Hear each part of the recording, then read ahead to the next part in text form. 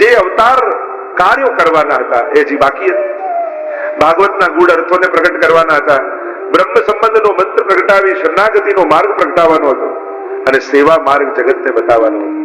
એટલે પહેલી આજ્ઞા ન માન. ગંગા સાગર સંગમમાં બીજી આજ્ઞા મધુવનમાં થઈ, હે શ્રી વલ્લભ આ ફરી લીલામાં પધારો. પણ હજી દૈવી જીવોને શરણે લેવાના બાકી હતા. એટલે પ્રભુની બીજી આજ્ઞા પણ મહાપ્રભુજીએ ન માની. અને ન માની એટલે અંતઃકરણમાં બહુ ખેદ થયો કે પ્રભુની આજ્ઞા મેં માની. અને ન માનવાનું કારણ પણ દૈવી જીવોના ઉદ્ધાર અને જેના માટે પ્રભુ પધાર્યા છે વલ્લભ, એ કાર્યને જ કરવાનો હતો, બીજો તો કોઈ હતો નહીં. પણ છતાંય ભગવદ આજ્ઞા ન પાળવાનો તાપ શ્રી વલ્લભના હૃદયમાં થયો. અને એ અંતઃકરણને સાંત્વના આપવા માટે, સમજાવવા માટે મહાપ્રભુજીએ અંતઃકરણ પ્રબોધ નામનો આ ગ્રંથ રચ્યો. અંતઃકરણ કોને કહેવાય? મન, બુદ્ધિ, ચિત્ત અને અહંકાર. આ ચાર વસ્તુ ભેગું થાય ને એને કહેવાય અંતઃકરણ. જેને કહેવાય અંતઃકરણ ચતુષ્ટય. મન, બુદ્ધિ, ચિત્ત, અહંકાર મીન્સ અસ્તિત્વનો એક અનુભવ જેનાથી થતો હોય એને કહેવાય અહંકાર. અહંકાર એટલે ઈગો નહીં, પણ હોવા, અસ્તિત્વ હોવાનું અનુભવ. તો અંતઃકરણ ચતુષ્ટય, અને એને હવે પ્રબોધ વિશેષ પ્રકર્ષેણ, વિશેષ પ્રકારથી બોધ મહાપ્રભુજી આપી રહ્યા છે. આइए प्रथम श्लोक का गान करें. हे अंतःकरण मदवाक्यम सावधान तया सुन. મારા વાક્યોને સાવધાનથી સાંભળ. આવા અદભુત પાઠ આપણે તો ક્યારે પાઠના ક્રમમાં કરતા જ નથી હોતા, પણ આ બધા અદભુત પાઠ છે. ક્યારેક અંતઃકરણમાં ઉદ્વેગ થાય કે મારાથી ભક્તિ નથી થતી, પ્રભુની આજ્ઞા, મહાપ્રભુજીની આજ્ઞાનું પાલન નથી થતું, તો વૈષ્ણવે આ અંતઃકરણ પ્રબોધનો પાઠ કર્યો તો મનમાં જાગેલા શોકનું નિવારણ થઈ જશે. અંતઃકરણ મદવાક્યમ સાવધાનતયા સુનો, સાવધાનીથી સાંભળ. કૃષ્ણાત પરમ નાસ્તિ દૈવમ વસ્તુતો દોષ વર્જિતમ. કૃષ્ણ સિવાય દોષ વગરનું દૈવી બીજું કોઈ નથી. કલ્યાણ કરનારું કોઈ હોય તે કેવલ ને કેવલ કૃષ્ણ છે. મને સમજાવી રહ્યા છે પ્રભુથી અધિક કોણ? વસ્તુ તો દોષ વર્જિતમ. મારા ઠાકોરજીમાં કોઈ પ્રકારનો દોષ નથી. ઠાકોરજીમાં દોષ દેખાય તે આપણી બુદ્ધિનો પ્રશ્ન છે, ભગવાનના સામર્થ્ય કે લીલાનો નહીં. દોષ વર્જિતમ. ઠાકોરજીમાં દોષ જોવો એ અપરાધ છે. આપણે તો વાર્તા સાહિત્યમાં પ્રસંગ આવે ને રાણીનો, કે બધા વસ્ત્રો જતા રહ્યા અને કાંઈ ન રહ્યું. ઠાકોરજી આવી રમત કરી અને પરમાનંદ દાસજી બાજુમાં બેઠા હતા અને કીર્તન ગાતા હતા. કોણ યહ ખેલવે કી બાની. પ્રભુ આ રીતે કઈ રમાતું હશે? પેલી ચાદર ઓઢીને આવીને તમે તો આવી હાલત કરી નાખી. અને ત્યારે મહાપ્રભુજીએ કહ્યું એસો નહીં કહેવાય, કોણ યહ ખેલવે, એસે કહેનો ભલી યહ ખેલવે કી બાની. પ્રભુ આપની તો દરેક રમતમાં કંઈક આનંદ છે, કંઈક સરસ પડવું છે. આપે એનું કલ્યાણ જ વિચાર્યું છે. પ્રભુની લીલામાં ક્યારે પણ શંકા નહીં કરી. શંકા હોય તો પ્રશ્ન કરી લેવો, ગુરુજનો પાસે પૂછી લેવું. પણ કૃષ્ણાત પરમ નાસ્તિ દૈવમ વસ્તુ તો દોષ વર્જિતમ. પ્રભુ સંપૂર્ણ દોષ વર્જિત છે. લેશ માત્ર પણ પરમાત્માની અંદર કોઈ પણ પ્રકારનો દોષ નથી. નિર્દોષમ સમમ હિ બ્રહ્મ, એમ શાસ્ત્રો કહે છે. બ્રહ્મ નિર્દોષ. અને આવી દોષ બુદ્ધિ એટલે જે કર્મના સિદ્ધાંતો છે કે આ પાપ, આ પુણ્ય, આના ચશ્મા પહેરીને ભગવાનને ક્યારે જોવું નહીં. કારણ કે ભગવાન ક્યારે કોઈ પણ કર્મ કરતા જ નથી. ગીતાજીમાં સ્પષ્ટ ભગવાને કહ્યું નમામ કર્માણી લિંપંતી નમે કર્મ ફલે સ્પૃહા. મને કોઈ કર્મો લેપાતા નથી ને કોઈ કર્મ કરવાની ક્યારે મને ઈચ્છા પણ થતી નથી. મારા તો જન્મ કર્મ ચમે દિવ્યમ. આ તો દિવ્ય છે, લૌકિક જેવા નથી. એટલે માણસો માટે જે પાપ કર્મ ને, જે પુણ્ય કર્મ ને, જે સારા કર્મ ને, જે ખરાબ કર્મ છે, જે મનુષ્ય માટે જે કર્મથી બંધાયેલો છે, એના માટેના જે નિયમો છે એ નિયમો ભગવાનમાં લાગુ પડતા નથી. અને એટલા માટે આ ભગવાને ચોરી કેમ કરી? અરે ચોરી એ મનુષ્ય માટે પાપ છે, અહીંયા તો દુગ્ધાદી ચૌર્યેણ યશો વિસારી. આ તો પ્રભુની લીલા છે, ભક્તોને આનંદ આપવા ગયા છે. જેમ કોઈ નાટકમાં, કોઈ મૂવીમાં કોઈ વિલનનો બહુ સારો રોલ કરે તો એને એવોર્ડ મળે કે લોકો પથરા મારે? એવોર્ડ મળે, નાટકમાં આટલો સારો. પણ એ જ વ્યક્તિ ગામમાં જઈને એ કામ કરે તો પકડી જાય પોલીસ. બસ પ્રભુ જે કરે છે ને આ નાટકના રોલની જેમ છે, લીલા છે. અને એટલા માટે જે કાયદાઓ છે એ નાટક કરનારને લાગુ પડતા નથી. જે લો છે એ નાટકમાં કોઈ એ વિલનનો રોલ કર્યો તો એને કોઈ સજા મળે ના, એને તો એવોર્ડ મળે, એની તો વાહવાહ થાય. એમ જ જે લો બનાયા છે માણસના કર્મોના એ ભગવાનને લાગુ પડતા નથી, કારણ કે ભગવાન લીલા કરે છે, કર્મ નથી કરતા. એટલે ક્યારે પણ એમની લીલામાં દોષ જોવો નહીં, અને દોષ દેખાય તો એ પોતાની બુદ્ધિનો જાણવો અને કોઈ ગુરુજન પાસે જઈને સમાધાન મેળવી દે. મહાપ્રભુજી સુંદર ઉદાહરણ આપતા પોતાના મનને આશ્વાસન આપે છે અને બીજા શ્લોકમાં આજ્ઞા કરી ચાંડાલી ચેદરાજ પત્ની. મહાપ્રભુજી સમજાવે કે જેમ એક રાજા ઘોડા પર ફરવા માટે નીકળ્યો નગરમાં, અને એક ચાંડાલી સ્ત્રી, સાવ ચાંડાળ ના ગુણની સ્ત્રી, જે પાપ કર્મ કરનારા હોય એવાની સ્ત્રી, અને એ રાજાને ગમી ગઈ. અને ગમી ગઈ એટલે કહ્યું કે મારે તારી જોડે લગ્ન કરવા છે, અને એને પરણી ગયો. પરણી ગયો તે રાણી બની ગઈ. સાવ જેને કોઈ ક્યાં ઘરમાં ઘૂસવા ન દે, કોઈ સારા પ્રસંગે ન, કારણ કે એવા પાપ કર્મમાં રત એવી સ્ત્રી. અને એવી સ્ત્રી રાજા પરણી ગયો તો રાણી બની ગઈ. અને રાણી બની ગઈ તો બધા રાણી રાણી કહેવા લાગે. જે પહેલા એને ધુતકારતા એમના માન આપવા લાગે. થોડા દિવસમાં રાજાની અમાનીતી થઈ ગઈ. અને અમાનીતી થઈ ગઈ, રાજા જોતોય નથી. તો મહાપ્રભુજી કહે એમાં એ સ્ત્રીનું ગયું શું? ચાંડાલી હતી, રાણી તો કહેવાય. એમ હે વૈષ્ણવો, કદાચ તમને એમ લાગે મેં બ્રહ્મ સમજ લીધું છતાંય મારી અંદર દોષો છે, હજી કઈ ગયું નથી, હજી કઈ શુદ્ધ થયો નથી, ક્યારે હું ઠીક કહીશ, ક્યારે હું સુધરીશ, એવો તાપ તમને થાય. પણ વૈષ્ણવ ભૂલી ન જતા, સાધારણ માણસ હતા, ગામના લોકો તમને વૈષ્ણવ કહેવા લાગ્યા, એ ઓછું છે? બ્રહ્મ સંબંધ નહીં, કંઠી ધરી લોકો તમને વૈષ્ણવ કહે છે, એ કેટલું મોટું સન્માન છે. વૈષ્ણવ જયારે બનીશું ત્યારે બનીશું. કદાચ અમાનીતી થયા છીએ, હજી પ્રભુના માનીતા નથી થયા, પણ એમાં ગયું શું?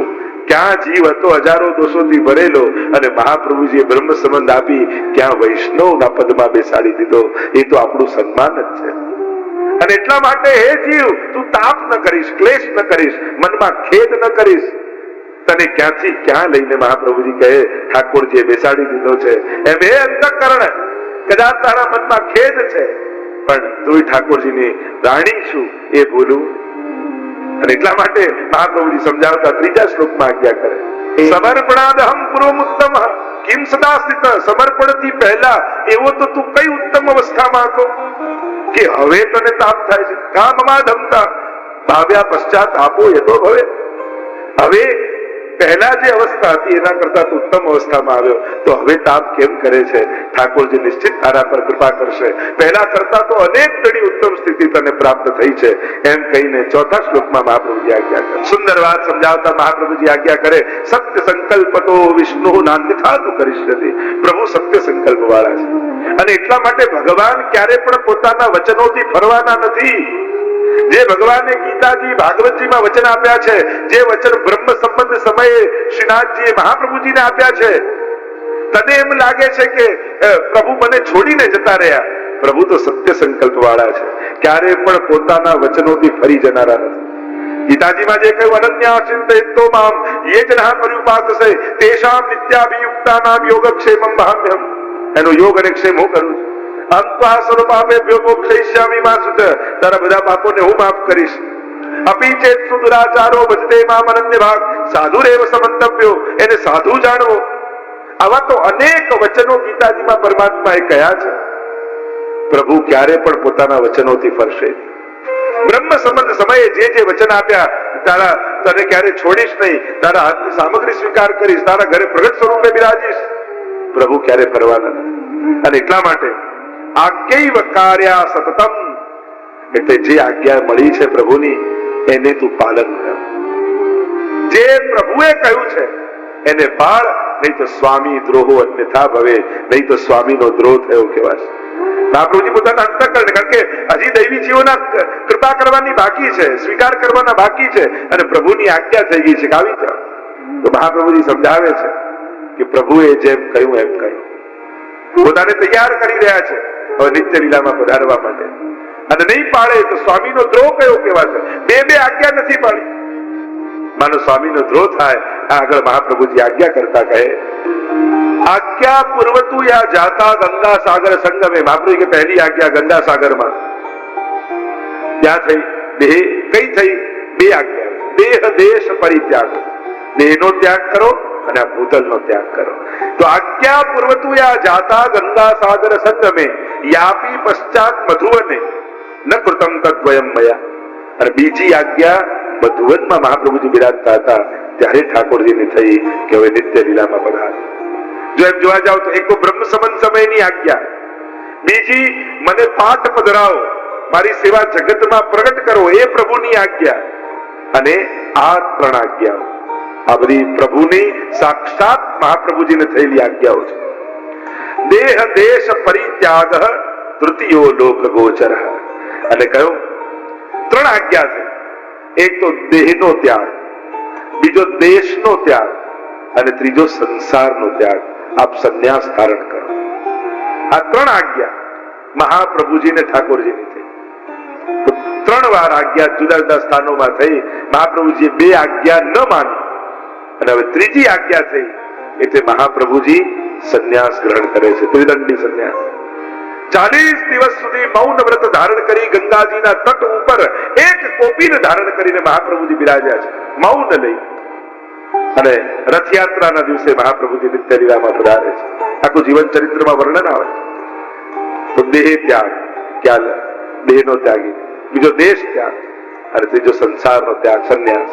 આમ ત્રણેય પ્રકારની આજ્ઞા થઈ. પશ્ચાતાપ કથમ તત્ર સેવકોહમ ન ચાન્યતા. અને હું સેવક છું, હું દાસ છું, અને એટલા માટે મને પશ્ચાતાપ ન થવો જોઈએ, મને તાપ ન થવો જોઈએ. કારણ કે સ્વામીની આજ્ઞાને પાળવું એમાં તો આનંદ હોય સેવક માટે. જો સાચા સેવક ધર્મ હોય તો ગમતી હોય કે ન ગમતી હોય પણ મારા માલિકની પ્રસન્નતા છે, એની પ્રસન્નતા જોઈને એ આજ્ઞાને પાલન કરવી એ જ સેવકનો ધર્મ છે. અને એટલા માટે મહાપ્રભુજી અંતઃકરણને કહે છે આવો પશ્ચાતાપ ન કરવો જોઈએ કે મેં પ્રભુની આજ્ઞા ન માની. કારણ એમને જ આજ્ઞા આપી હતી ને સેવક ધર્મ નિભાવતો હતો એમ વિચારવું. એમ મહાપ્રભુજી કહે 7મા શ્લોકમાં મહાપ્રભુજી સમજાવતા આજ્ઞા કરે. પ્રભુ કૃષ્ણને મહાપ્રભુજી સમજાવે છે ક્યારે પણ લૌકિક સ્વામી જેવા નહીં ગણવા. લૌકિક સ્વામી હોય કેવલ પોતાના સુખનો વિચાર કરી અને સેવકને રાખતો હોય છે, પણ ઠાકોરજી આવા લૌકિક સ્વામી જેવા નથી, પરમ અલૌકિક છે. ભક્તના સુખનો વિચાર કરી, ભક્તના કલ્યાણનો વિચાર કરીને જ ઠાકોરજી કોઈ આજ્ઞા કરતા હોય છે. લૌકિક સ્વામી હોય ને કેવલ પોતાના સુખને કેન્દ્રમાં રાખે, એની ઈચ્છા, એનો સમય, એનો ટાઈમ, એનો સ્થાન અને આજ્ઞા કરે. ઠાકોરજી લૌકિક સ્વામી જેવા નથી, એ તો પરમ અલૌકિક છે. અને એટલા માટે ક્યારે પણ લૌકિક ભાવ પ્રભુમાં નહીં કરવો. જેમ લોકો માટે કહીએ ને ઓ આમ ન કર્યું એટલે કદાચ રિસાઈ ગયા, આમ ન કર્યું તો ખીજાઈ ગયા, એમ ઠાકોરજીમાં લોકો એમ વિચાર આજે આ ન કર્યું ને એટલે ઠાકોરજી નારાજ થઈ ગયા છે. અરે પ્રભુ આવા નથી. લોકો તો નાની નાની બાબતમાં આ દૂધની કટોરી આજે ભૂલી ગયો, ચોક્કસ મારું કંઈક ખરાબ થશે. અરે ઠાકોરજી કટોરી બદલામાં તમારું બગાડ, અરે આવું તો માણસે ના કરે.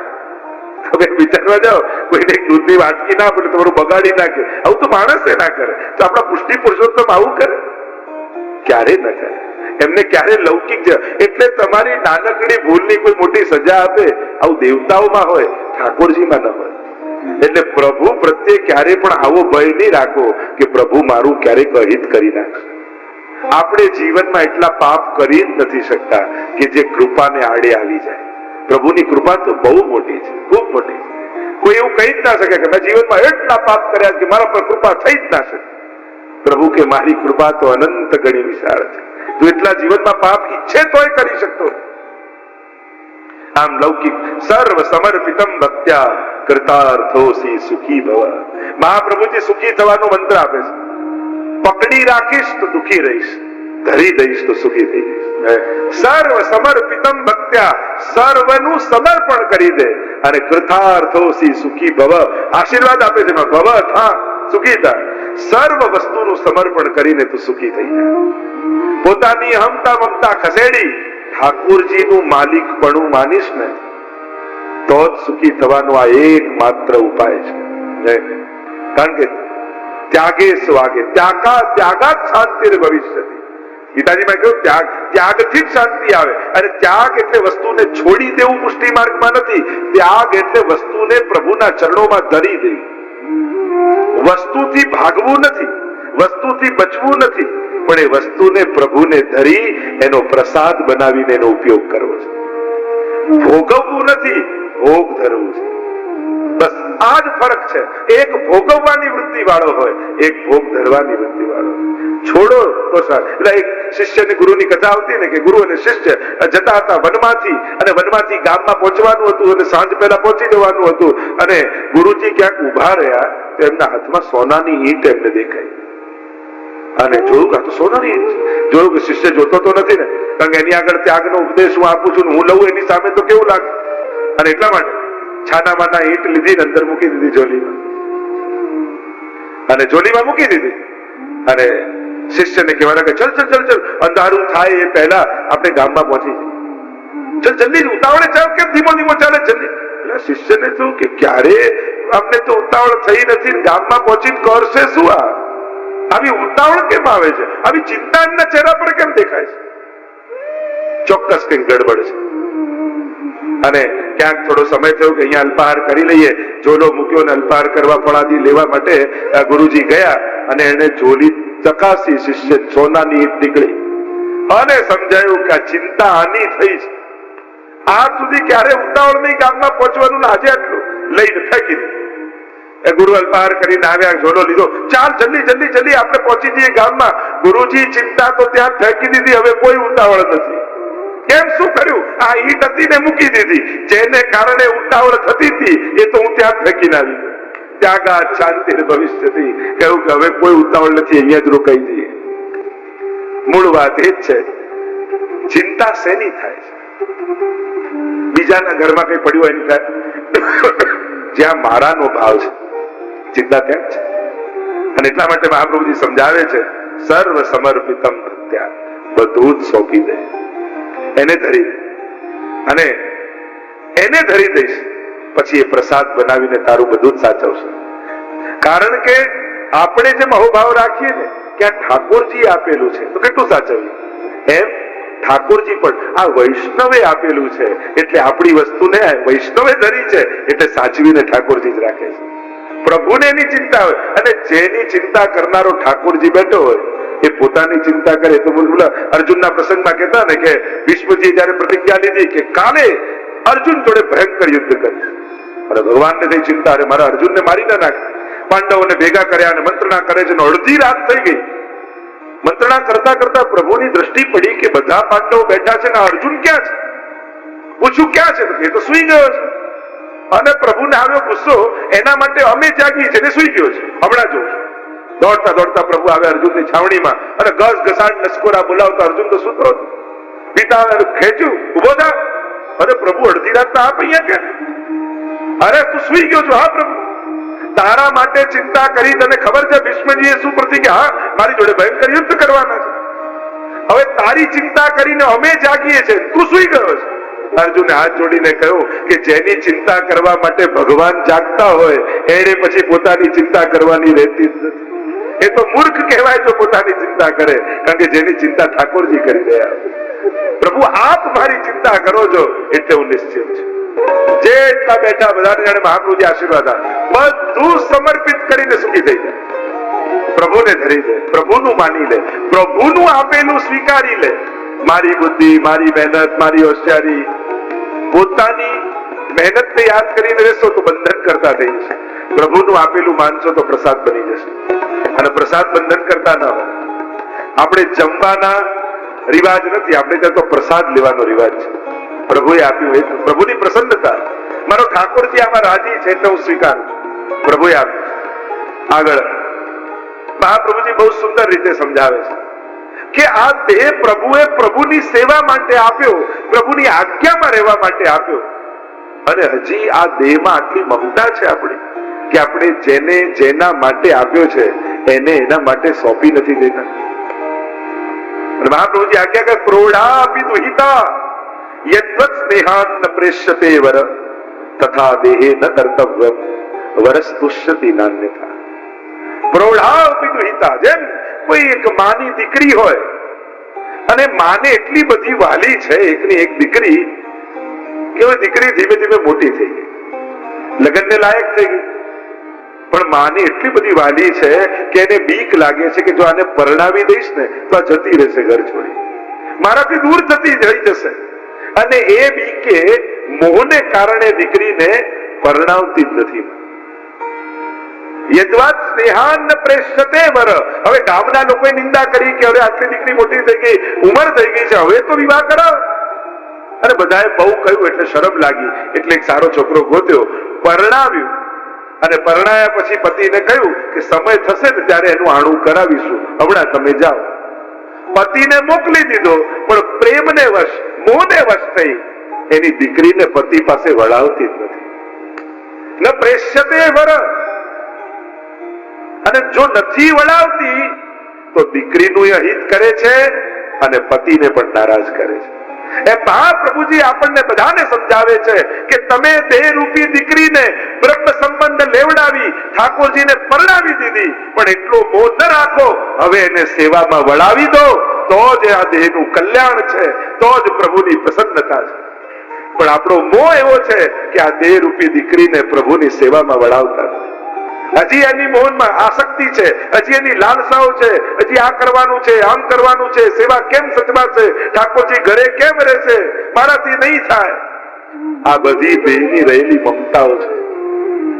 હે વૈષ્ણવ, તમે આવું ન કરતા એમ કહે છે, કારણ આ દેહ આપ્યો છે ઠાકોરજીએ પુષ્ટિ કાયે નિશ્ચય પ્રભુની સેવા માટે.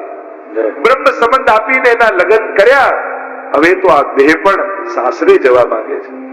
હે વૈષ્ણવો, બ્રહ્મ સંબંધ લીધું, મહાપ્રભુજી આજ્ઞા કરી કૃષ્ણ સેવા સદા કાર્ય, છતાંય આ દેહમાં અહંતા અને મમતા રાખી આને પ્રભુ તરફ ન વળાવો તો આ દેહનું તમે અહિત કરી રહ્યા છો અને પ્રભુને પણ નારાજ કરી રહ્યા છો.